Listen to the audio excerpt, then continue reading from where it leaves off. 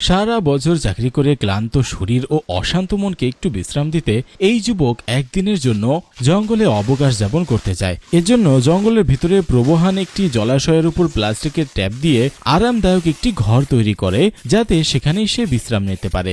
সে নিজের জন্য কিছু সময় নিজেকে দেওয়ার জন্যই জঙ্গলে শান্ত নিরিবিলি পরিবেশে আসে। খুঁজতে খুঁজতে সে একটি সুন্দর জায়গা খুঁজে পায়, যেখানে সে তার একদিনের জন্য তৈরিকৃত ঘরটি তৈরি করতে পারবে।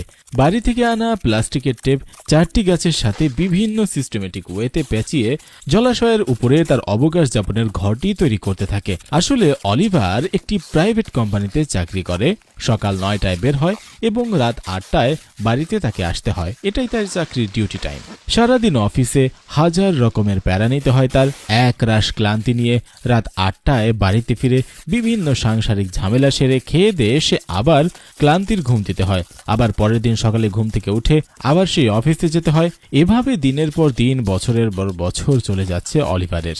এজন্য সে চিন্তা করলো নিজের জন্য কিছু করতে। তাই সাপ্তাহিক ছুটিতে সে বাড়ি থেকে 5 কিলোমিটার দূরে একটি জঙ্গলে এসে তার অশান্ত মনকে একটু শান্ত করতে চায়। সেজন্য আজকের এই উদ্যোগটি নিয়েছে সে। প্লাস্টিকের টেপটি দিয়ে ঘর তৈরির জন্য উপর থেকে নিচে স্তরগুলো শক্ত মজবুত ভাবে তৈরি করে এবং সাইডে পাতলা আস্তরণ দিয়ে হলেও সে এই ঘরটি তৈরির কাজ সম্পূর্ণ করেছে।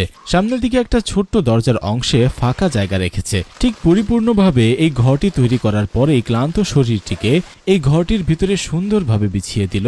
দেখতেই পাচ্ছেন প্রিয় দর্শক, এজন্য সামান্য প্লাস্টিকের ঘরটি অলিভারের শরীরের ওজনকে খুব সহজেই নিতে পারছে। দেখা যায় জঙ্গলের ভিতরেই প্রচন্ড জোরে ঝুমঝুমিয়ে বৃষ্টি নামলো।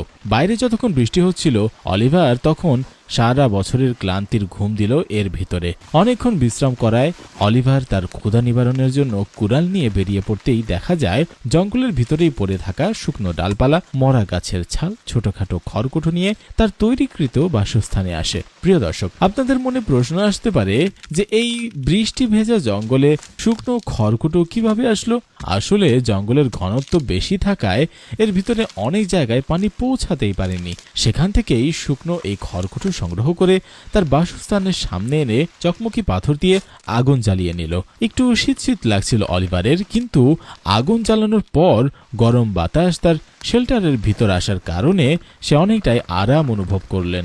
প্রিয় দর্শক, আপনি একবার চোখটা বন্ধ করে কল্পনা করুন, আপনি একটি প্রবাহমান পানির ধারার উপর এমন একটি তৈরিকৃত ঘরে শুয়ে আছেন। উপরে বৃষ্টি হচ্ছে, বৃষ্টির পানি কাগজের ছাউনিতে পড়ার শব্দ, বৃষ্টির পানি জলাশয়ে পড়ার শব্দ আপনার কানে আসছে। আবার জলাশয়ের পানির স্রোতের শব্দ, সেই সাথে বৃষ্টির পানিতে গোসলে আনন্দ করা পাখপাখালির শব্দ আপনার মনকে কতটা রিফ্রেশ করবে। সেই সাথে ক্ষুধার্ত পেটকে শান্ত করতে বাড়ি থেকে আনা লেগ পিসগুলো টেস্টি মশার সাথে পুড়িয়ে টমেটো ও শশার সালাদ দিয়ে প্রকৃতির সাথে খাবারগুলো উপভোগ করছেন। এটা কত প্রশান্তির হতে পারে একবার ভেবে দেখুন তো। আপনি যেটা ভাবছেন ঠিক সেটা সারা বছর কর্মব্যস্ততার পরে এই অলিভার উপভোগ করছে। অলিভার খাবার শেষ করলে তার শরীরটা একটু চিনচিন করছে। এজন্য জঙ্গলের ভিতরে গিয়ে কিছু ঔষধি গুণ সম্পন্ন ফলকে পানি দিয়ে সিদ্ধ করে তা চা বানিয়ে খেতে খেতে এক রাশ ক্লান্তি মুক্তির নিঃশ্বাস ফেলে। আর ভাবতে থাকে তার এত ব্যস্ততা দিয়ে কি হবে, একদিন তো এই পৃথিবী ছেড়ে সবাইকে চলে যেতে হবে। ভাবতে থাকে সৃষ্টিকর্তার সৃষ্টি কতই না সুন্দর। ভাবতে ভাবতে সে ঘুমিয়ে পড়ে। জীবনে একবার হলেও অলিভারের মতো নিজেকে নিজের মতো করে উপভোগ করা উচিত। এরকম একটি দিন পার করতে পারলে আপনার বিগত বছরের ক্লান্তি একদিনেই চলে যাবে।